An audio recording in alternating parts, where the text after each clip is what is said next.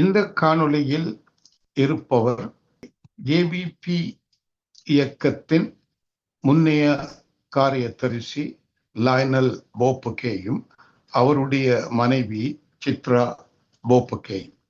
இதனை மிகுந்த சிரமங்களுக்குள் நாங்கள் எடுக்கிறோம். ஏனென்று சொன்னால் அவருடைய மனைவியார் நோய்வாய்ப்பட்டு வெளியில் வந்து பேசுவதற்கோ அல்லது நீண்ட நேரங்கள் ஒரு காணொளியை தருவதற்கோ இயலாத நிலையில் இருக்கிறார். சில மாதங்களுக்கு முன் அவை மாத்திரம் ஒரு நீண்ட காணொளி தருவதற்கு நான் கேட்டிருந்தேன். அவ விரும்பி இருந்தாலும் அதற்குரிய கேள்விகள் அவருக்கு அனுப்பப்பட்டிருந்தாலும் அவருடைய நோயின் பாதிப்பினால் அதை நடத்தி கொள்ள முடியவில்லை. ஆனாலும் நேயர்களுக்காக சிறிது நிமிடம் தான் இந்த காணொளியில் வந்து பங்கு பற்றுவேன் என்பதற்காக அதை ஏற்றுக்கொண்டு சிரமங்களுக்கிடையில் இருக்கு. ஆகவே அவவிடம் சில கேள்விகளை மாத்திரம் நாங்கள் கேட்டு மிச்சத்தை நாங்கள் லயனல் போப்பகேயிடம் கேட்கலாம். இது ஆங்கிலமும் தமிழும் கலந்ததாக இருக்கும். ஒரு மொழிபெயர்ப்பாளரை வைத்து அதை தாமதப்படுத்தி அதனை கஷ்டப்படுத்தாமல் ஓரளவுக்கு ஆங்கிலத்தில் அந்த கேள்விகளை கேட்டு அவற்றை நேயர்களுக்காக தமிழ்படுத்த முயல்வது நல்லது என்று எண்ணுகிறோம்.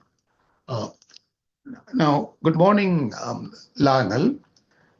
Can you describe for our listeners, apart from your being the then General Secretary of the JVP, after coming to Australia, in what organizations you have been active in relation to the situation in Sri Lanka?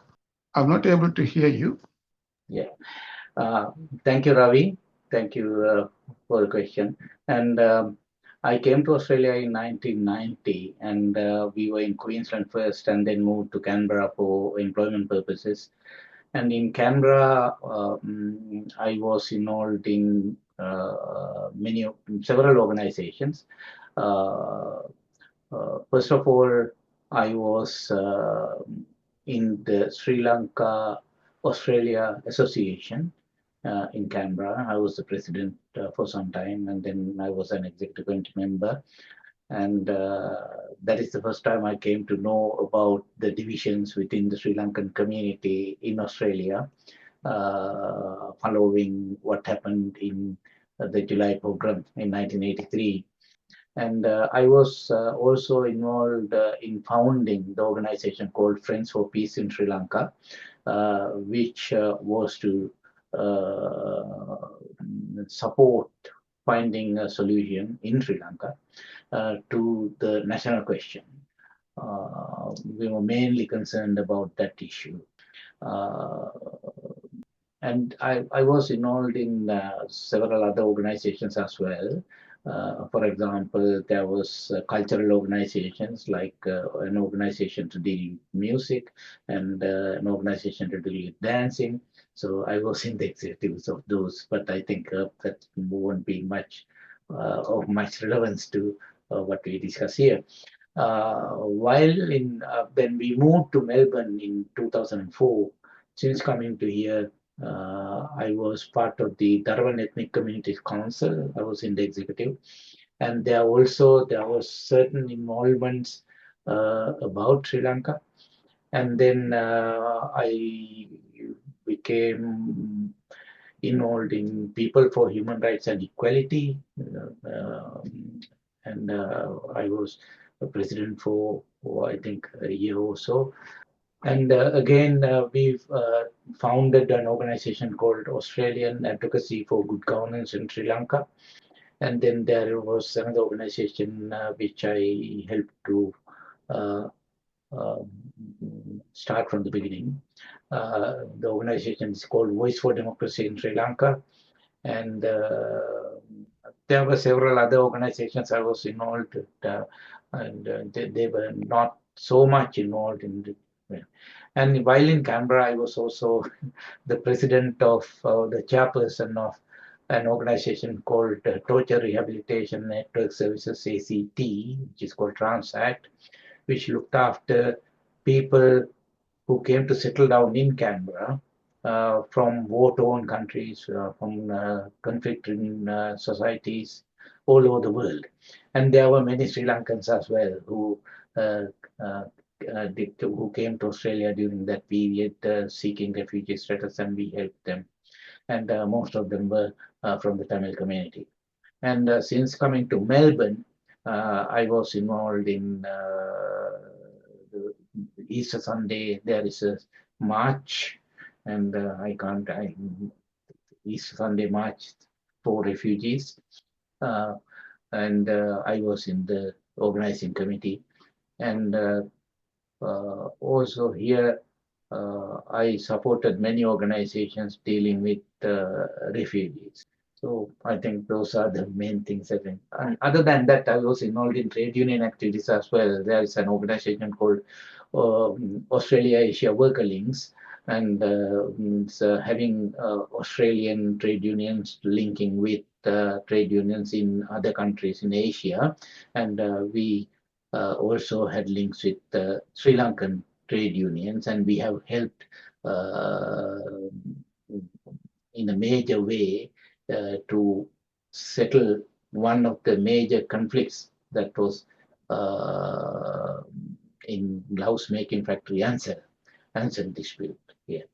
So that's a long story, I think. So now you mentioned large amount of organizations in which you have participated in order to bring democracy and equality in Sri Lanka. Can you tell us whether, as the former secretary of the JVP, you attempted to form a branch or advocate for that organization or party after coming to Australia? Allow me a minute to tell that in Tamil for them to view. நீங்கள் பலவிதமான இயக்கங்களுடன் இணங்கி இலங்கையின் நன்மைக்காக பாடுபட்டது என்பதை பற்றி சொல்லிக் கொண்டு வந்திருந்தீர்கள். ஆனால் நான் உங்களிடம் கேட்பது என்னவென்று சொன்னால், நீங்கள் ஆஸ்திரேலியா நாட்டுக்கு வந்ததன் பின்னர் முன்னைய ஜேவிபி காரியதரிசியாக அதனை வளர்ப்பதற்கோ அல்லது அதற்கு கிளைகள் அமைப்பதற்கோ முயற்சித்தீர்களா? Okay, go ahead with that. No, actually, I haven't. I mean, I'm still not affiliated with any of the political organizations in Sri Lanka or in Australia. Since I left the JVP, I have been remaining as an independent, although involved in politics. I'm involved most of the time. I'm involved in politics, but I'm not affiliated with a particular organization. And I didn't try to build an organization having links with the JVP or even Frontline Socialist Party. But I am a friend of all the progressive organizations, sort of whoever who advocates for justice, whoever who advocates for equality. I'm a friend of them and I support them. And the next question I wish to pose is that you had a lot of difficult times and journey after the 1983 riots when you were detained to come to Australia as a refugee. Can you describe some of those experiences? Just let me translate.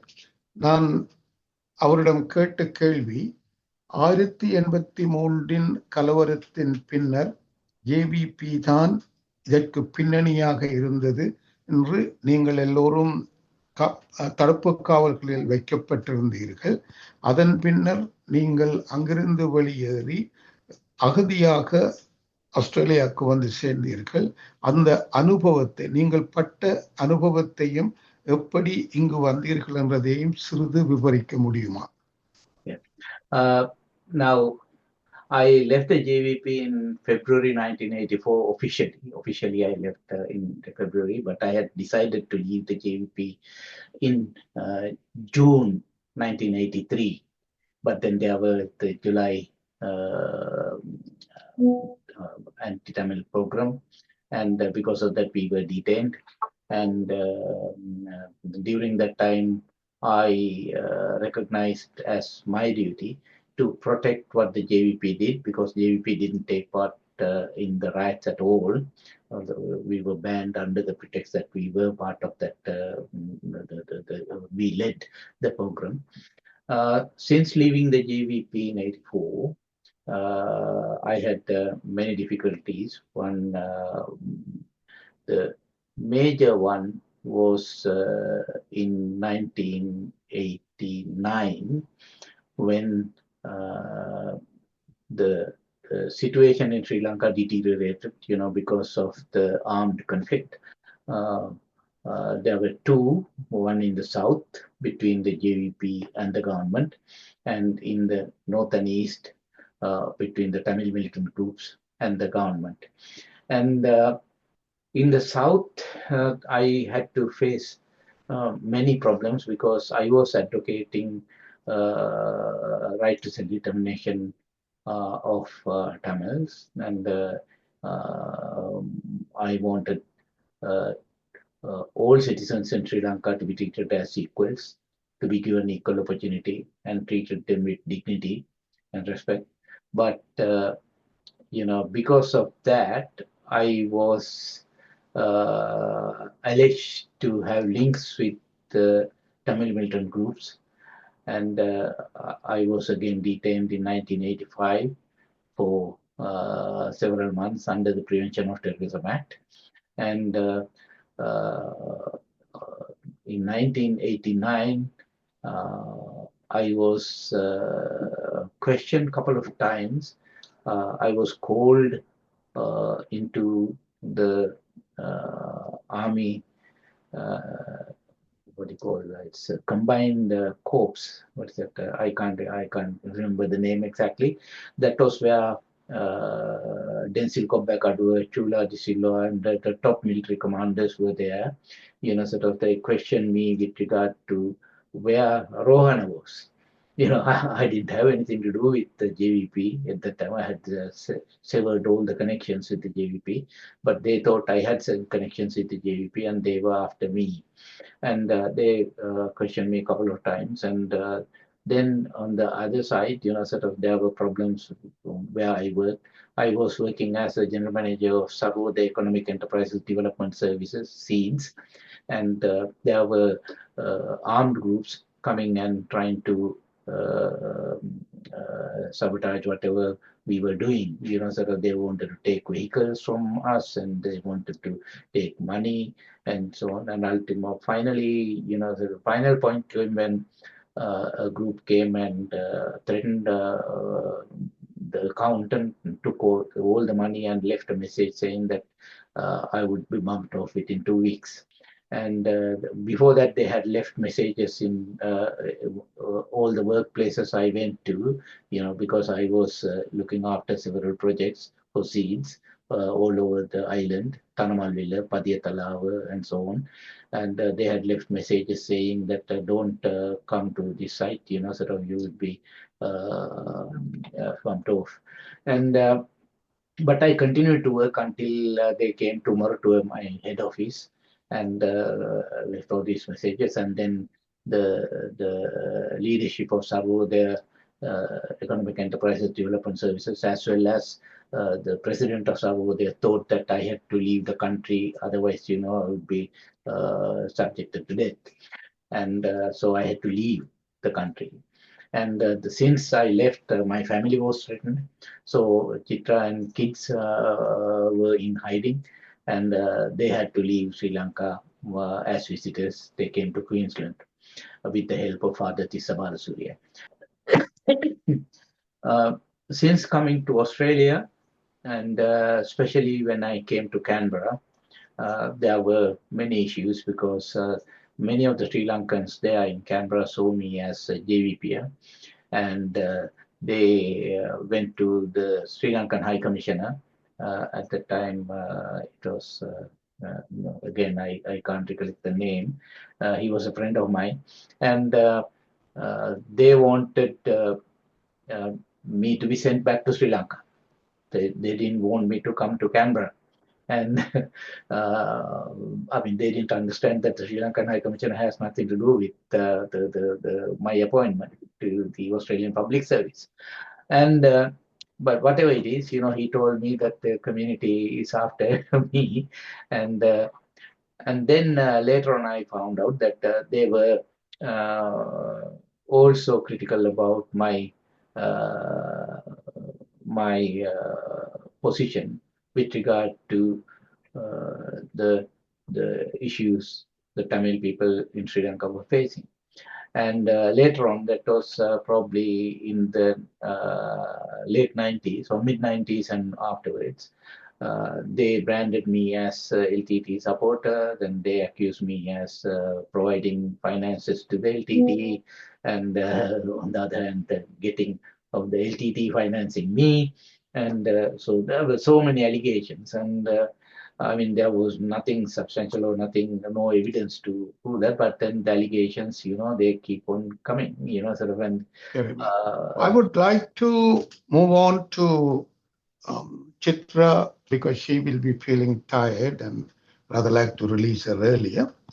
Now, the question I posed, I think you may answer because of a situation. Chitra too came into Australia as a refugee with no one known to her, nobody to support her, while you were in Japan having escaped from Sri Lanka. Would that be right? அதாவது சித்ரா கொஞ்சம் நோயில் இருப்பதால் நாங்கள் அவை கதியில் முடிக்க வேண்டும் என்று எண்ணுவதால் இந்த கேள்வியை அவரிடம் கேட்கிறேன், அதுக்கு நீங்கள் பதில் சொல்லலாம்.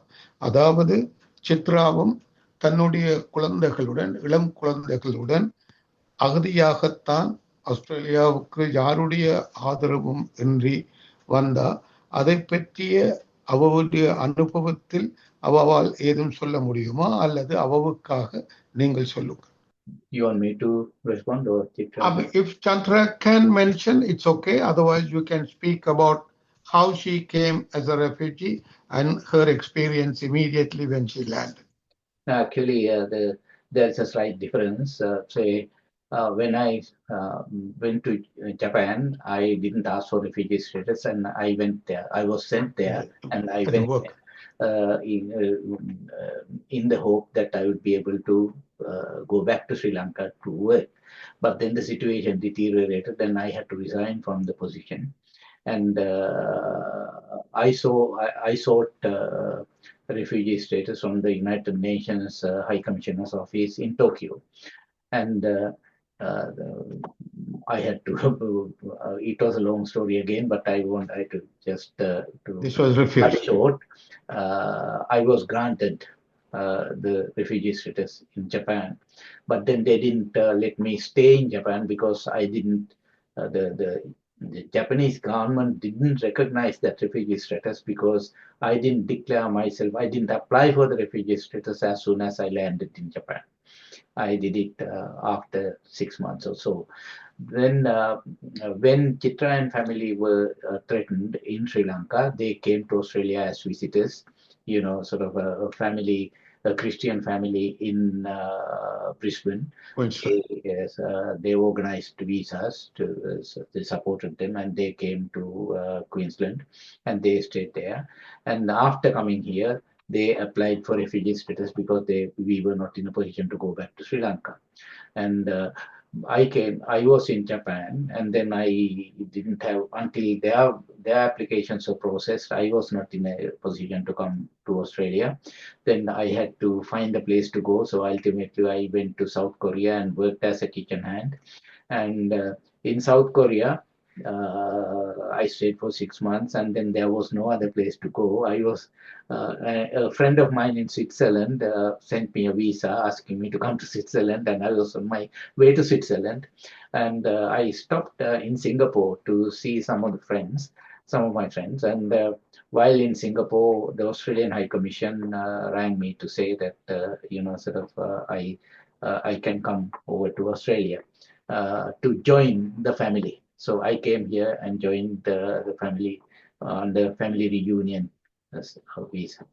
Right. Now, these questions are to Chitra, basically in relation to your love affair and your marriage and the aftermath. Chitra,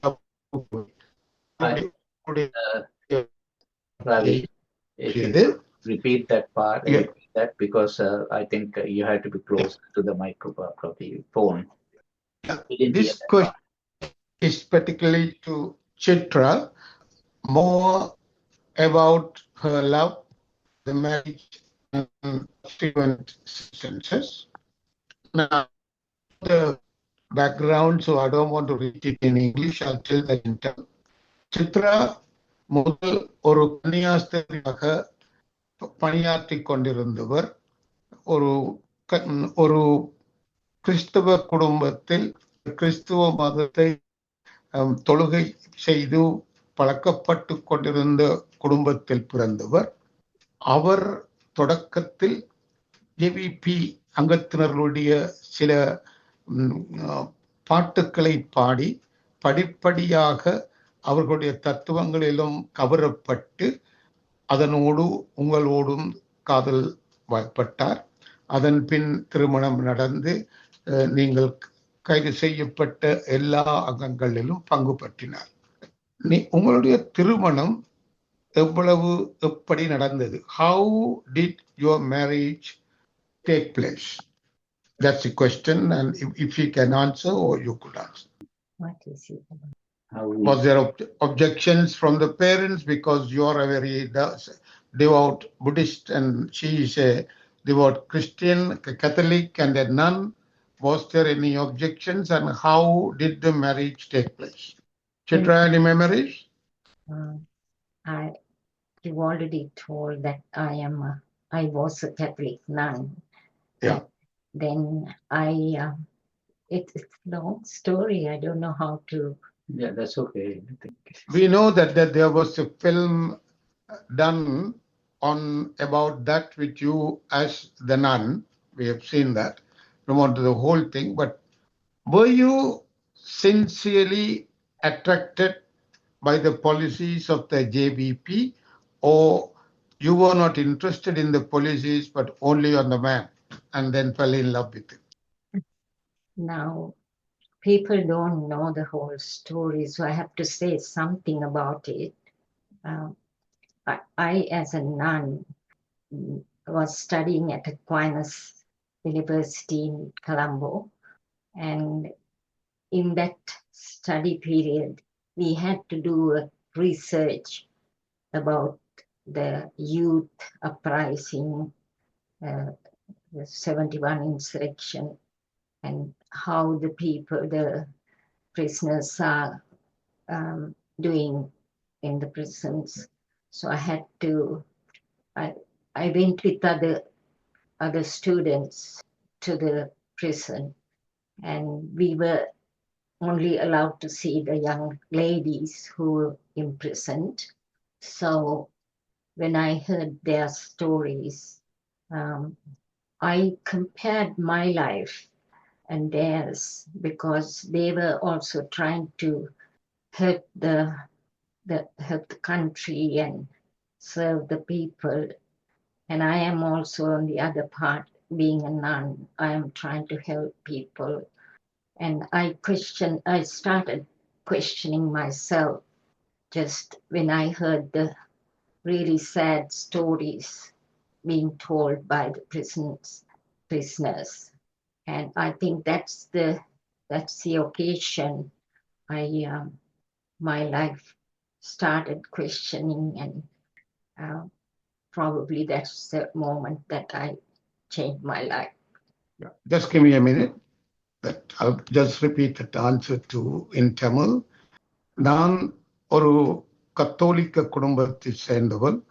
என்னுடைய இளம் வயதிலேயே 20 21 வயதிலேயே நான் கன்னியாஸ்திரியாக விரும்பி நான் கன்னியாஸ்திரி மடத்தை சேர்ந்து அங்கு கன்னியாஸ்திரியாக பணியாற்றி கொண்டிருந்தேன். அந்த பணியாற்றி கொண்டிருந்த பொழுது இலங்கையில் 1971 நடந்த புரட்சியை பற்றி சில ஆய்வுகள் செய்ய வேண்டிய ஒரு நிலை வந்தது.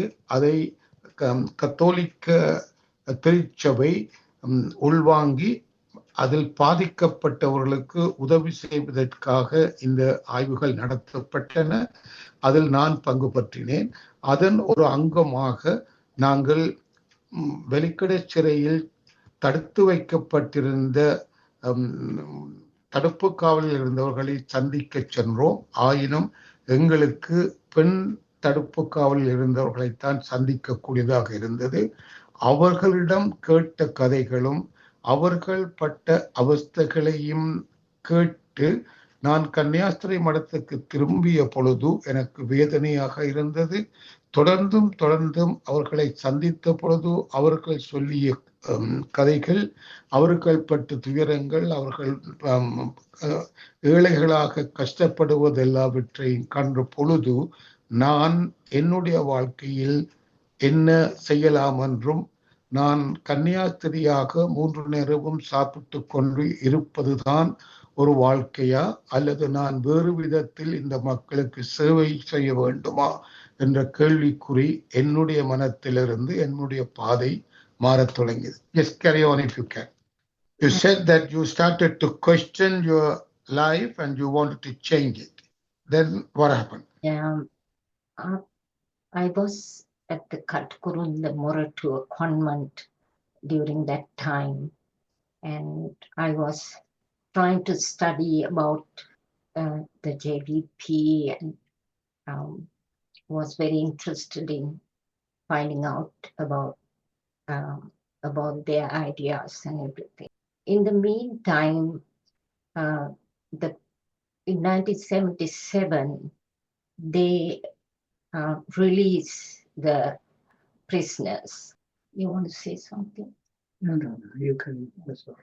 And the prisoner, being in the prisons, they have heard that there were nuns, priests, and Reverend brothers, also Buddhist bhikkhus who were interested in learning about the JVP, and they were supporting some of them. So they also have heard about me going to see the prisoners and then trying to find out more about JVP. And so after releasing, there were people coming. Lionel came with another lady to Katukurunda convent and talked to me. And they were suggesting that it would be good if I could move to Colombo and support them. It will be easier. So Lionel came with another lady, Sunla Besekara, and started trying to get me to come to Colombo. But I had to take time, and my superiors had to take a decision whether I'll be transferred or not. So just to fill in, actually, when we went to Katagurunda, that was to invite her to be a member of human rights organization which we were trying to form at that time. And there were many people like Reggie Sirwadana and Dr. Atula Sumatipada, Ubaya Veerasinga, lawyer. And so we invited Chitra to be part of that organization. That was the first contact. Sorry. Yes, let me put that in Tamil. That நாங்கள் கட்டுக்குழந்தைக்கு சித்ராவை சந்திக்க சென்ற பொழுது ஒரு மனித உரிமை சபையில் வேறு பலரும் ஈடுபட்டிருந்தபடியால் அதில் வேறு சில பாதிரிமார்களும் கன்னியாஸ்திரிகளுக்கும் ஆதரவு தந்து கொண்டிருந்தபடியால் சித்ராவையும் அதில் சேர்ந்து எங்களுக்கு ஆதரவு தரும் நோக்கத்திலேயே அங்கு சென்றோம். Then you fell in love with Lionel and decided to give up your nunnery and get married to him. அதாவது அதன் பின்னர் நீங்கள் லயனலை காதலித்ததால் கன்னியாஸ்திரி ஸ்தானத்திலிருந்து நீங்கள் அதை விடுத்து அவரை திருமணம் செய்யவும் விரும்பினீர்கள். இங்கு அதில் உங்களுடைய தீர்மானம் முக்கியமாக ஜேவிபியுடன் இணைந்து சமூக மாற்றத்திற்காக நீங்கள் கன்னியாஸ்திரித்தனத்தை துறக்க வேண்டும் என்பதா அல்லது லாயனலை திருமணம் செய்ய வேண்டும் என்பதா? I'll put a question in English. Yes, you decided to give up your religious vows and come out of the nunnery. Was it to serve the trodden masses, or was it primarily that you should get married to Lionel? Actually, it took a long time. It didn't just happen like that. You know, I'm sure Lionel would have wanted to get married, but he never mentioned that. But he was always trying to encourage me to leave. And he says, try and leave, because I could only do little being in the convent. So once I was transferred to Timbriga St. Martin de Porres convent, I was working in slums and shanties, dwellers in Panchikavatta, Compagnia Vivia, Maradana, and those places. And at the same time, I was, like trying to see how I could support the JVP. During that time only, they needed a singer in their Songs of Liberation group. So Lionel was encouraging, trying to see if I could join them. So without getting out of the robe, I still, because it was somewhat like a big question mark in in me, whether to leave or not. And so it was really difficult. Yet I could join them in several activities, just like the Songs of Liberation. That was possible because they made me the superior of the convent after some time. I think my life mainly changed because of the JVP, and that made me a superior of the convent, I think, because I was one of the youngest ones in that time. So 13 sisters in the community, and they made me the superior of the convent. And it made me difficult for me to leave the convent because there were so many others looking up to me. Anything else? I just want to add that the affair between us didn't start, sort of when we were in Katakurunda. It started while she joined the Songs of Liberation group while she was at Timiriga Sai Convent. So it was only after that we had this affair, and then later on, she also got frustrated with the hierarchy of the church, because they were not in touch with what was going on in society, with the sufferings of the people. And so she got frustrated, and that was one of the major reasons she was unhappy in the convent. Right. Now, அதாவது எங்களுக்கிடையே இருந்த காதல் கத்துக்குழந்தையில் தொடங்கவில்லை.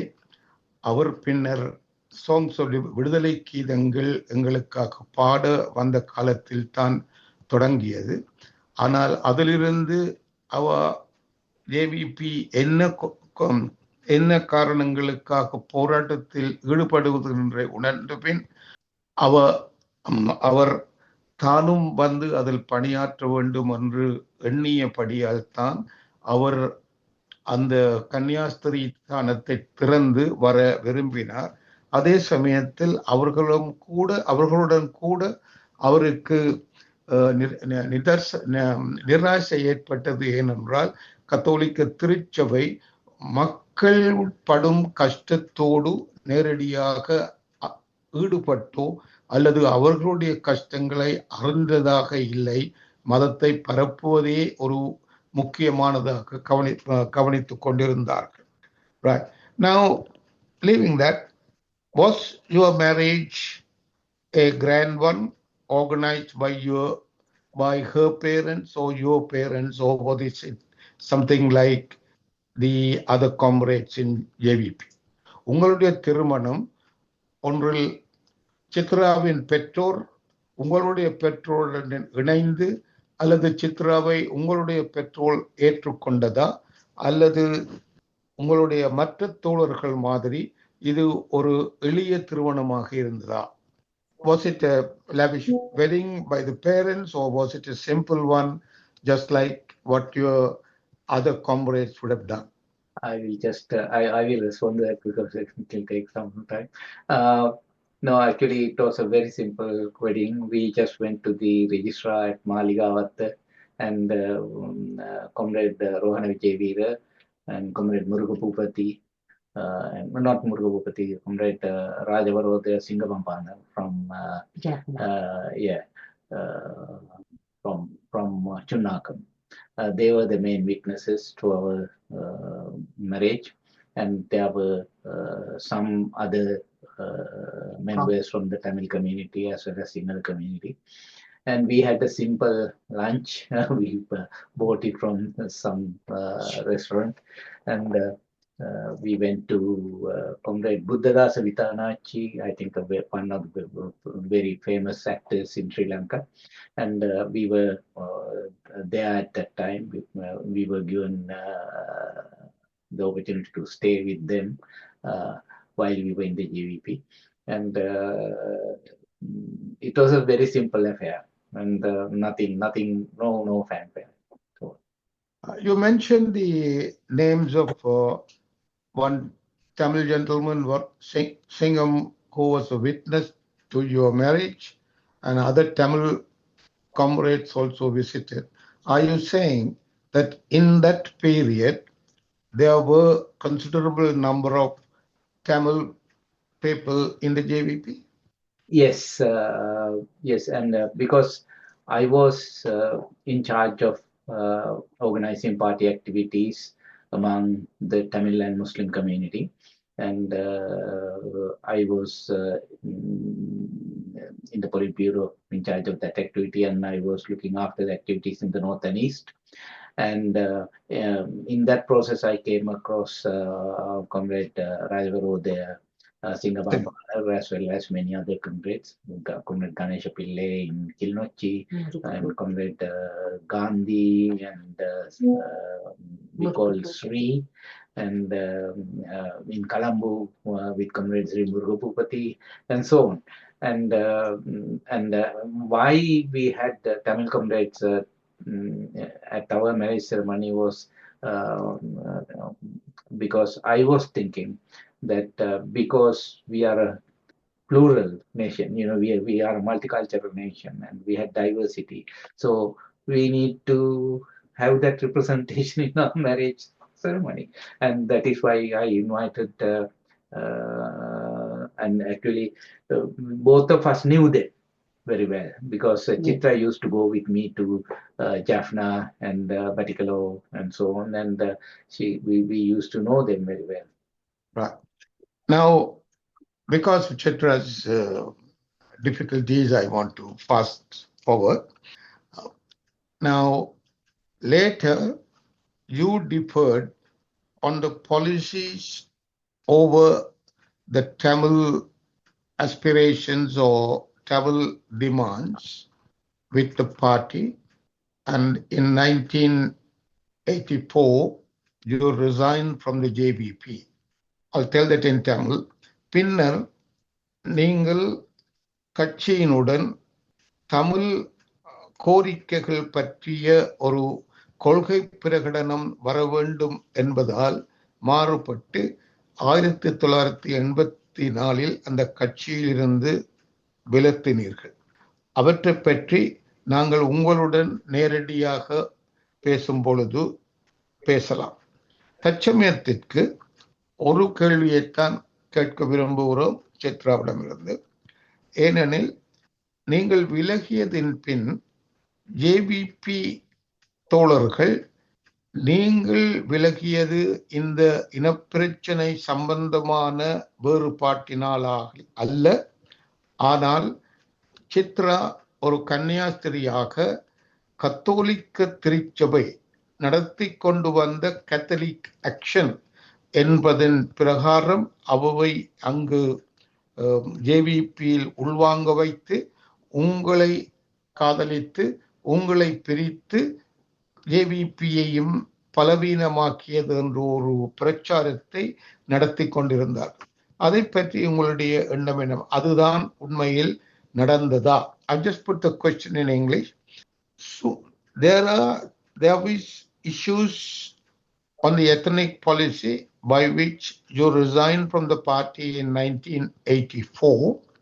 After your resignation, the JVP comrades spread a rumor or story or assertions that Chitra was a Catholic nun and she was specifically planted within JVP as part of the Catholic action to fall in love with you, entrap you, and make you to do these things, and then finally break the JVP and make it weaker. Is there any truth in it? And how Chitra particularly has coped up with these allegations? With regard to the right to self-determination issue, actually, Chitra has nothing to do with it. Because we came to that policy positions while we were in prison in 1972-73 period. Because I sat for my finals in engineering, final engineering exams while I was in prison in 1972. I was taken to Bogambara prison to sit for the exam. There I met Comrade Santadiyar and many Tamil young people, mainly they were from Katuvadda campus, and they had been arrested for hoisting black flags against the constitution, and they had been detained without any charge, and they were in detention for a long period of time. At that time, there was no Prevention of Terrorism Act, but when I was held in Bogambara prison, I had the opportunity to meet up with them and have a discussion, and then only I came to understand the real issues that the Tamil people were suffering from. And when I was brought back to Magazine prison, I discussed with Comrade Rohana Vijayveera. At that time, we were developing the policy declaration of the JVP, which was printed in 1978 after we came out of the prisons. Now, I told Comrade Rohana Vijayveera that we need to address this issue and develop policies to address this issue. And I was the person who proposed to have the right to self-determination as one of the accepting right to self-determination of Tamil people as one of the policies. And just to elaborate on that, and Comrade Rohana said at that time that if we just simply say right to self-determination, it will be misinterpreted in the south of Sri Lanka, and there will be single nationalist, sort of fighting against it. And so we have to reword it in a way that there won't be much opposition. And that is why we changed that to that autocratic centralization as well as separation will be opposed. I think that is the wording. I can't exactly remember. And so at that time, I didn't know Chitra, or we didn't have anything to do with it. And but after 19, and this policy was advocated in public, not only by Comrade Rohana Vijayveera, by most of the leaders of the JVP, including Comrade Gamanayaka, Vasilakaratna, even Soman Samarasinha, Comrade Rohana Vijayveera. So all of them advocated. Even if you listen to the speech that was delivered in 1983, just before the 82 presidential elections in Jaffna, Comrade Rohana says we accept the right to self-determination, and he obviously sort of goes on to explain what he means by that. And so at that time there was no problem. But after the elections, only the problem started. And at that time, Comrade Somang Samarasinghe, I think, within the party campaigned against that. And there were some others who were going along that line. And we came to know that there was some sort of a commotion about accepting the right to self-determination, and some of them thought that because we accepted that right, we didn't get enough votes at the presidential elections from the Sinhala people, and even though we accepted the right to self-determination, Tamil people also didn't vote that, so that was considered an important factor for the JVP receiving a lesser number of votes. But I don't accept that as a fact. Now let's study. அதாவது அவருடைய மறுமொழியில் அவர் சொல்வது, சித்ராவை சந்திப்பதற்கு முன்னரே கட்சியில் இனப்பிரச்சனை சம்பந்தமாக வாத பிரதிவாதங்கள் எழுந்து அதன் அடிப்படையில் விஜயவீர போன்ற முக்கிய தலைவர்களே ஏற்றுக்கொண்டது தமிழ் மக்களுக்கு ரைட் ஆஃப் செல்ஃப் டிட்டர்மினேஷன் இருக்க வேண்டும் என்பது. ஆனாலும் அதை அப்படியே நாங்கள் பிரசுரித்தால் தென்பகுதி மக்களுக்கு வித்தியாசமான விளக்கங்கள் இருக்கும். ஆகவே அதனை நாங்கள் எல்லா அதிகாரங்களையும் ஒரு மத்திய அரசுக்குள் வைத்துக்கொண்டு இருக்க முடியாது என்ற விதத்தில் நாங்கள் எழுத்தில் போடுவோம் என்றுதான் அந்த கொள்கை வகுப்பு எடுக்கப்பட்டது. ஆனால் உண்மையாக நாங்கள் எடுத்த பின்னணி தமிழ் மக்களுக்கு ரைட், அதாவது பிரிந்து போகும் உரிமை இருக்க வேண்டும் என்பது. அதற்கும் சித்ராவை நான் மனமுடித்ததற்கும் எந்த விதமான சம்பந்தமும் இல்லை. அதை தெளிவாக தெரிவிக்க விரும்புகிறேன். But I would like to, okay, we'll stay there for some time, but what I want to know is, when this type of allegations were made, what was Chitra's feeling? Did she feel why the JVP comrades were propagating such untruths? What was the feeling? Do you feel that you gave up the nunnery because of some Catholic action behind you? No, not at all. So you don't accept a decision. It was hard because of my family. Didn't want me to get married to Buddhist. Yeah. No, JVP. JVP. Who was a JVP? Yeah. உங்களுடைய குடும்பத்தில் நீங்கள் Lionel பௌத்தம் என்பதற்காக இல்லை, முக்கியமாக அவர் ஒரு JVP அங்கத்தினர் என்பதற்கான ஒரு எதிர்ப்புகள் இருந்தன. ஆனால் JVP பின்னர் செய்தபடிக்கு நீங்கள் கத்தோலிக்க திருச்சபையால் JVPயை பலவீனப்படுத்துவதற்காக அங்கு வைக்கப்படவில்லை என்பதை நீங்கள் மறக்கிறீர்கள். I just want to add a few things.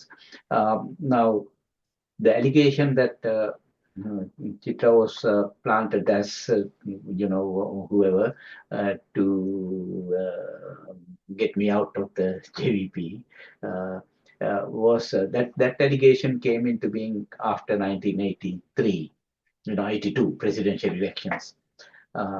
Before that, Comrade Rohana was very close to Chitra, and even he wouldn't say many things that he would say in front of others when Comrade Chitra was present. He had a good respect, for her, and even he allocated certain tasks, like when we had the first Congress of the Socialist Women's Union in Sri Lanka, and there were foreign delegations from Iraq, from Eritrea, from Palestine Liberation Organization. There were nobody to communicate with them in English, And Comrade Rohan allocated Chitra to go and speak to them and take photographs I and was do a whatever nun. necessary. And she was the nun at that time.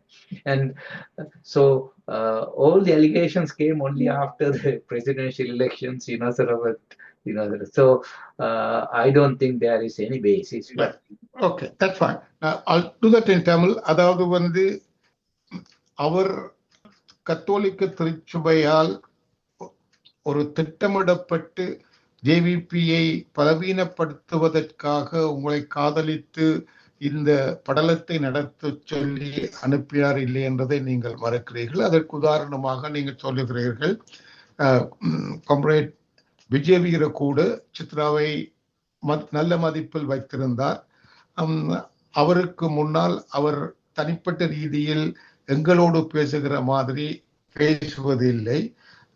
சில சர்வதேச delegations இலங்கைக்கு வந்த பொழுது அதனுடன் பேச்சுவார்த்தைகள் நடத்துகின்ற பொழுது ஆங்கிலத்தில் பேசுவதற்காக சித்ரா கன்னியாஸ்திரியாக இருக்கும் பொழுதே காம்ரேட் விஜயவீர அவரை பாவித்தார். ஆகவே இந்த வாதங்களில் எந்த விதமான நன்மையும் இல்லை என்று சொல்லுங்கள். I would like to rest her with that. I know she is coping up as much as she can and she has to go to sleep. I will conclude this portion with this, but with two questions because that came up, and then we can speak to you personally when you come on air directly tomorrow. The question that I asked is, Chitra, you did go and see your husband when he was detained in the prisons in 1980, after 1983. In what conditions did you see him? நீங்கள் அவரை தடுப்பு காவலில் வைக்கப்பட்டிருந்த பொழுது 1983 பின்னர் சந்திக்க சென்றீர்கள். நீங்கள் அவரை சந்தித்த பொழுது அவர் என்ன நிலையில் தடுத்து வைக்கப்பட்டிருந்தார்? This is in 1985. Yeah, this after 1983. Yeah. So he was detained in Colombo in the CID headquarters, and I had my first baby, and he was in your arms. And yeah, when I go, I can't take anything for him. They'll search whatever I'm taking with me. So what they'll do is they will bring him to a little parlor where you sit down and you talk to him, and they are recording whatever we are talking. But there were a few other things that happened. Do you want me to mention? No, I think if you could mention what happened when, one day the Yeah. YouTube. So every day I used to come like that and wait seated in front of the head post office in Colombo Port. No, not about that. So, you usually sit down with us, but that day you were taken in. But this is one incident that happened which I like to mention here. One day I went with my child, and there was a new inspector, police inspector, who had to take me to the parlor and get Lionel to come and sit down and talk to me. That day, this police inspector was a new person and he didn't know the usual procedure. And he took me with my baby into where Lionel is, they are keeping him. So he opened the door for us and she said he's there. And then I can see him tied, his leg was tied like a dog, and it was tied to a bed pole, and he's under the bed, he's sleeping like a dog. And that incident, I can still see it in my eyes. So that day, it was a really difficult thing to see that. I thought he had a room and he had a bed and everything, whereas he's seated, he's sleeping. There was no bed actually. It was an iron cage, and And so that day I was like mad, and some of the words that I used that day I never have used. I told him that I'm not a very rich woman, but whatever I have, I will sell and buy a shotgun and kill all of them. Something like that, you know. I was so upset about that day. I mean, I will recollect what Lionel would have been able to refer to what a large number of Tamil detainees treated as terrorists were tortured and treated in that way, and for which only they are seeking retribution and justice. But let us finish this portion with this question to Lionel. Say, in 1977, when J.R. Jayabodhana released everybody from prisons, all of you all were convicted people, convicted by the commission that was appointed, which is like a court of law. Still, J.R. Jayabodhana, as president, made arrangements for your release because most of the international organizations at that time talked about you all not as terrorists, although you have involved in an insurrection against the government, against the Queen, but as political prisoners. You all were released. Now, you know that Anurag Kumar Dissanayake and his political associates in the parliamentary and presidential election said when they come to power, they will release all the political prisoners who are in custody, meaning that most of the Tamil prisoners would be released. No one has been released since then. But they talk of that they don't have political prisoners, they are convicts. And because they are convicts, the presidential pardon cannot be given. And now also they go further and say these people are convicted for huge crimes, and if you release them, some people may take political advantage about this. I'll repeat that in Tamil and then you can answer me. நீங்கள் 1977 ஆண்டு George அவாதனாவின் அதிகாரத்தினால் விடுதலை செய்யப்பட்ட பொழுது நீங்கள் குற்றவாளிகளாக காணப்பட்டு குற்றம் இழைத்தவர்களாக சிறை தண்டனை அனுபவித்துக் கொண்டிருந்தீர்கள். அப்படி இருந்தும் அவர் உங்களை விடுதலை செய்தார். ஏனென்று சொன்னால் அநேகமான சர்வதேச இயக்கங்கள் உங்களை அரசியல் கைதிகளாக பார்த்ததை ஒழிய பயங்கரவாதிகளாகவோ அல்லது குற்றங்கள் இழைத்தவர்களாகவோ பார்க்கவில்லை. இது நடந்தது. ஆனால் தற்சமயத்தில் பாராளுமன்ற தேர்தல்களிலும் ஜனாதிபதி தேர்தல்களும் என்பிபி அரசாங்கத்தின் அனுரக் குமாரசிங்க போன்றவர்கள் தாங்கள் பதவிக்கு வந்தால் இருக்கின்ற அரசியல் கைதிகள் எல்லோரும் விடுதலை செய்யப்படுவார்கள் என்று சொன்னார்கள். ஆனால் இப்பொழுது அப்படியான நிலை மாறி தங்களிடம் இருப்பவர்கள் அரசியல் கைதிகள் அல்ல, அவர்கள் குற்றம் சாட்டப்பட்டவர்களும் அல்ல, குற்றவாளிகளாக நீதிமன்றங்களினால் காணப்பட்டு தண்டனையை அனுபவிப்பவர்கள். ஆனபடியால் இவர்களை விடுவது கஷ்டம். இவர்களுடைய விடுதலையில் சிலர் அரசியல் ஆதாயம் தேட நாங்கள் அனுமதிக்கப் போவதில்லை என்ற நிலையை எடுக்கிறார்கள்.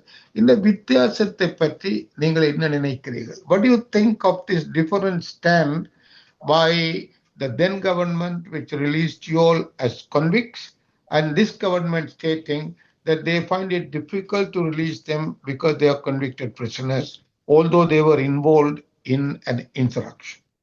Yeah, I cannot understand the current position of the government, especially the position taken by the Minister for National Security, Mr. Ananda Vijaypal. Now, if I go back to 1970s, we were convicted under the Criminal Justice Commissions Act, which was the precursor to Prevention of Terrorism Act. Many provisions which came to be enacted under the Prevention of Terrorism Act were initially included under the Criminal Justice Commissions Act. And under that, we were convicted. And the allegations against us were that we conspired against the Queen's government, we collected arms to overthrow the government, and we waged war to overthrow the government. We were convicted, and later on, when the United National Party saw the opportunity that if they release us, there will be many people who will be supporting them. That's one thing. And the second thing is that under the same law, there were many other people, the UNPS, who were convicted for foreign exchange violations, and they could get them released. And they can win the next election if they promise to release us. But what happened is, after the government came to power in 1977, they carried out what they promised during the elections. One was to repeal the Criminal Justice Commissions Act and then release us. During that time, many local organizations, including the civil rights movement, and many international organizations such as Amnesty International and many political organizations with progressive agendas, they recognized us as political prisoners.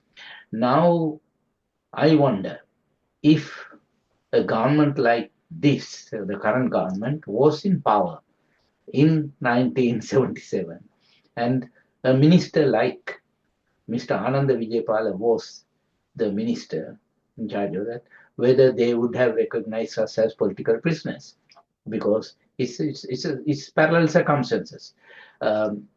Now, the Tamil prisoners who are held, they were convicted under the Prevention of Terrorism Act, that's true, but Prevention of Terrorism Act was brought to suppress the Tamil demands. They were asking for equal rights, and that has been suppressed right through since Sri Lanka got its independence in 1948. And because of the use of violence by the state, as well as using paramilitaries and thugs to crush the advocacy for equal rights, and that is how the Tamil militancy came into being. And it was quite similar to what we underwent. And so I think it is very strange for the current government to say that there are no political prisoners just because they were convicted under the Prevention of Terrorism Act. And I think it is high time the government consider repealing the Prevention of Terrorism Act, as requested by many human rights organizations, Amnesty International, and even the United Nations have asked to repeal that. And many progressive organizations in Sri Lanka have asked for that, and to release all prisoners who have been convicted under that act. Okay, I will tell the answer in Tamil. அதாவது இந்த அரசாங்கத்தின் நடைமுறைகள் எனக்கு விளங்கவில்லை. இது அவர்களை விடுவிக்காமல் வைத்திருப்பதற்கான சாக்கு போக்குகளாகவே தெரிகிறது. ஏனென்று சொன்னால், நாங்கள் 1977 ஆண்டு கிரிமினல் ஜஸ்டிஸ் கமிஷனின் அடிப்படையில் நாட்டுக்கு எதிராக போராடியவர்கள், அரசாங்கத்தை வீழ்த்துவதற்காக ஆயுதம் தாங்கி போராடியவர்கள் என்றும் வன்முறைகளில் ஈடுபட்டவர்கள் என்று குற்றம் சாட்டப்பட்டுத்தான் நாங்கள் மறியலில் இருந்தோம். அப்படி பார்க்கும் பொழுது இந்த தமிழ் இளைஞர்களுக்கும் எங்களுக்கும் வித்தியாசம் இல்லை. இவர்களும் தங்களுடைய உரிமைக்காக ஆயுதம் தாங்கி போராடியவர்கள். அந்த உரிமை போராட்டத்தில் சில சில சம்பவங்களில் அவர்கள் பங்கு பற்றிக்கிறார். ஆகவே எங்களுக்கும் இவர்களுக்கும் எந்த விதமான வித்தியாசமும் இல்லை. இவர்களுடைய பேச்சுக்களை தற்சமயத்துக்கு பதவியில் இருந்து பார்க்கும் பொழுது 1977 இவர்கள் அதிகாரத்தில் இருந்தால் எங்களை அரசியல் கைதிகளாக பாவித்து விடுவித்திருப்பார்களா என்பதே சந்தேகமாக உள்ளது. ஆகவே இது அரசியலேயே ஒழிய ஒரு நீதி நியாயமாக செல்கையாக எனக்கு தெரியவில்லை. அவர்கள் உடனடியாக பயங்கரவாத சட்டத்தை நீக்கி அதன் கீழ் தடுத்து வைத்திருக்கப்பற்றும் இந்த கைதிகளை விடுதலை செய்வது. உங்களுடைய பார்வையில் இந்த அரசாங்கம் மிக விரைவாக பிரிவென்ஷன் ஆஃப் டெரர் பயங்கரவாத தடை சட்டத்தை நீக்கி இந்த போராளிகளையும் விடுதலை செய்ய வேண்டும் என்றுதான் அபிப்பிராயப்படுகிறீர்கள். அவர்கள் அதை செய்யாமல் இருப்பது சில அரசியல் காரணங்களுக்காகத்தான் என உங்களுக்கு படுவதாகவும் அவர்கள் கொடுத்த வாக்குறுதிகளை இதே சுத்தியுடன் நிறைவேற்றும் எண்ணத்தை காண்பிப்பதாக இல்லை என்றும் அபிப்பிராயப்படுகிறீர்கள்.